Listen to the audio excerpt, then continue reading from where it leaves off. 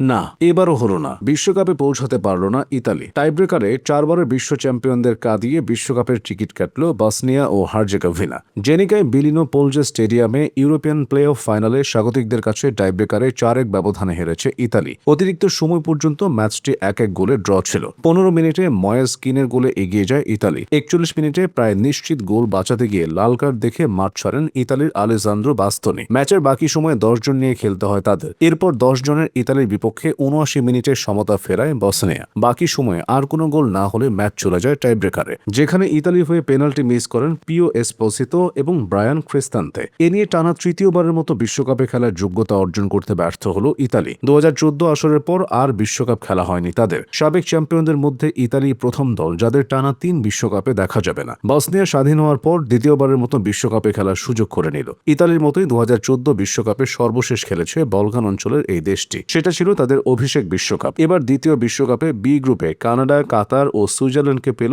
Bosnia O Herzegovina. প্রিস্টিনায় play of ফাইনালে স্বাগতিক কসোভোকে 1-0 গোলে হারিয়ে 24 বছর পর বিশ্বকাপের টিকিট কেটেছে তুরস্ক। 53 মিনিটে কেরেম আক্তারগোগলুর গোলে এগিয়ে যায় তারা। শেষ পর্যন্ত এই গোলে এসেছে জয়। সর্বশেষ 2002 বিশ্বকাপে সেমিফাইনালে খেলেছিল তুরস্ক। 2026 বিশ্বকাপে সি গ্রুপে অস্ট্রেলিয়া, প্যারাগুয়ে ও স্বাগতিক যুক্তরাষ্ট্রকে পেল তুরস্ক। 2016 সালে ফিফা ও উয়েফার সদস্যপদ পাওয়া কসোভোর প্রথমবারের মতো বিশ্বকাপে খেলার অপেক্ষা বাড়ল। স্টকহোমের স্ট্রবেরি অ্যারেনায় প্লে অফ ফাইনালে পোল্যান্ডকে 3-0 গোলে হারিয়ে 2026 বিশ্বকাপের টিকিট কেটেছে সুইডেন। প্রথমার্ধে 2-1 গোলে এগিয়ে ছিল স্বাগতিকেরা। 55 মিনিটে সুইডার্স্কির গোলে সমতায় ফেরে পোল্যান্ড, কিন্তু 88 মিনিটে ভিক্টর ইয়োরকাইজের গোলে আবারও এগিয়ে যায় সুইডেন। শেষ পর্যন্ত এই গোলই পার্থক্য গড়ে দেয়। পোলিশ তারকা রবার্ট লেভানডোভস্কি পুরো সময় খেলেও গোল পাননি। 37 বছর বয়সী এই বার্সেলোনা তারকা সম্ভবত তার ক্যারিয়ারের শেষ বিশ্বকাপ খেলে ফেলেছেন। 2026 বিশ্বকাপে এফ গ্রুপে নেদারল্যান্ডস, জাপান ও তিউনিসিয়াকে পেল সুইডেন। প্রাগে ডেনমার্কের বিপক্ষে প্লে অফ ফাইনালে নির্ধারিত সময় 1-1 গোলে ড্র করে স্বাগতিক চেক প্রজাতন্ত্র।